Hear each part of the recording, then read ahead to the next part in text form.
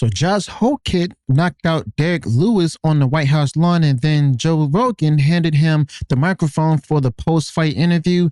Josh Hokit looked into the camera and said that Michelle Obama is a man, and Joe Rogan froze for a second before moving on. So the woke press, as well as some on the right, had a full meltdown over Josh Hokit and painted Joe Rogan as his enabler, demanding both to be destroyed. Hollywood panicked over Josh Hokit, and activist accounts went after Joe Rogan for refusing to condemn him on air. So the outrage backfired in a hilarious fashion, and within hours, Josh Hokit and Joe Rogan were the most searched names in the country. Okay, so as you all know, the UFC Freedom 250 ran on the south lawn of the White House on the president's 18th birthday. Excuse me, well, it's not the president's 18th birthday on stuff, but the event reportedly cost more than $60 million. Okay, so world leaders sat in the crowd and the cameras covered every angle, basically. All right. And it was a huge event and stuff, and it cost more than $60 million, like I said, and a heavyweight bout headlined the card. So Hokit was the underdog in all of this. As a matter of fact, let's go. That's where you have it. Hokit came in as the underdog against Derek Lewis, one of the hardest punchers in heavyweight history. Most analysts picked Lewis over Hokit, and Hokit took early shots, settled into the fight, and knocked Lewis out in the second round. So the president watched from the front row. The broadcast cut onto the in-cage interview right after the stoppage, and he thanked his camp, thanked God and Jesus Christ, and he added the line about Michelle Obama, finishing with, "Am I right, America?" Parts of the crowd laughed while the others went quiet. Cameras caught the president reportedly cracking a half a smile and stuff, but the major outlets who also covered, this line for two straight days, the Daily Beast, Variety, of course, these left-leaning outlets, and the entertainment desks each ran multiple pieces on it.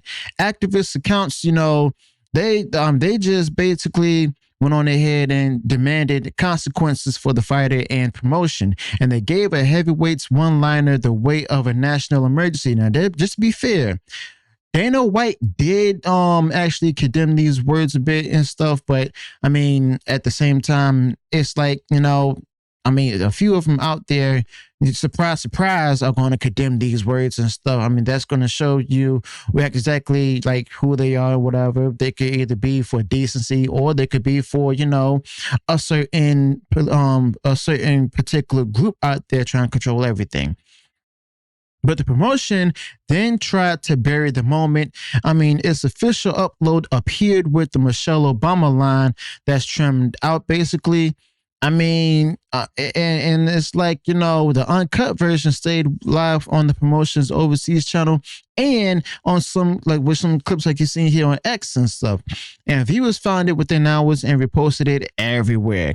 Now, the reaction ran on a one-way standard. Edgy comments from conservatives bring apologies, suspensions, and pressure campaigns. The same outlets wave through far harsher language and stuff, of this whole event, or the harsher language from their own celebrities and hosts. And Hokit broke a rule that only gets enforced in one direction, basically. So Josh Hokit understood exactly where he was standing, and Joe Rogan understood that the cameras were live, and Josh Hokit grabbed the biggest platform in combat sports, and Joe Rogan kept the broadcast moving without flinching. And also, Josh Hokit himself said the kind of line that his audience repeats for days, and Joe Rogan simply announced his name and stepped back. And as you all saw, Josh Hokit, while Rogan gave the mob nothing to work with. So this establishment spent years attacking the sport itself. Critics called it toxic and stuff, and really violent and all of that. And they also said that Rogan is dangerous, okay? And they treated its fans like they were the problem. In reality, the fans are just the ones who pay for it to watch the fights and all of that. And that's it. They don't care about politics. They just want to see a good fight or good matches and stuff. And the president now stages fights on the White House lawn, okay? I mean, this is one event I'm pretty sure that's going to be on the White House from USC. And the audience and those critics dismissed has only grown even larger. I mean, this audience has been around since like the early 90s and stuff, then became a brute force in 2007. Okay, so every angry repost aimed at Josh Hokit pushed the clip higher, and every attack on Joe Rogan did the same.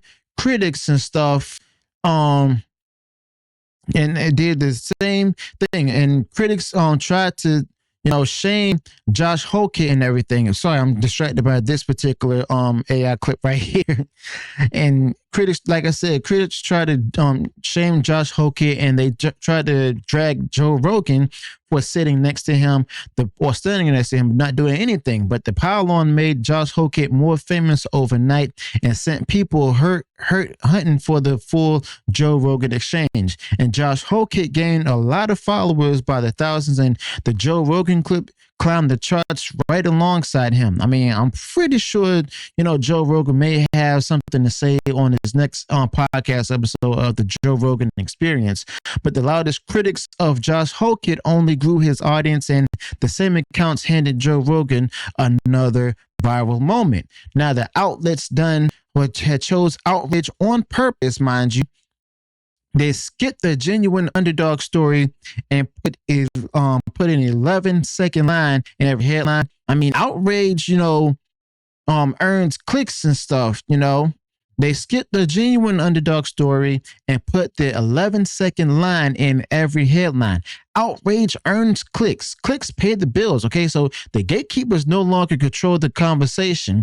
And for years, a handful of editors decided which clips reached the public, okay? And a fighter with a live microphone now reaches millions in one night and stuff, and no edit moves fast enough to contain it. So yeah, the 2-day reaction put the press on display, where they documented their own selective outrage in real time, and they amplified the line they claimed to condemn, and they handed the story a second life by covering it nonstop, okay? But that's no surprise right there at all, okay? And Josh Hokit leaves the weekend more marketable than he arrived, and Joe Rogan leaves it looking unshakable. And Josh Hokit himself got his profile raised for free, and Joe Rogan got credit for staying composed and stuff. I mean, I'm surprised Joe Rogan didn't really lose his mind or try to cut the mic and stuff, take away. But hey, I mean, it's Joe Rogan here we're talking about. But Josh Hokit will sell more pay-per-view after this, and Joe Rogan will get clipped into 1,000 reaction videos, and Josh Hokit became a household name one night alongside with Joe Rogan, who reminded everyone why he runs the biggest desk in sports. So the people who came for Josh Hokit lost the exchange, and the people who are coming for Joe Rogan lost it too. So one Josh Hokit soundbite exposed the media's selective outrage, and one calm, Joe Rogan reaction sat right beside it. So they botched a cover-up of Josh Hokit, only to spread the clip forward, and then dragged, Joe Rogan along with it. And Josh Hokit said something that the establishment hated, of course, and Joe Rogan handled it better than any network anchor would. So if you if you want straight coverage of Josh Hokit and Joe Rogan that the legacy outlet skip, subscribe to this channel, drop a comment telling me what you make of Josh Hokit, and tell me whether Joe Rogan should have said more, or if Joe Rogan did the right thing. And I'll see you on the next one.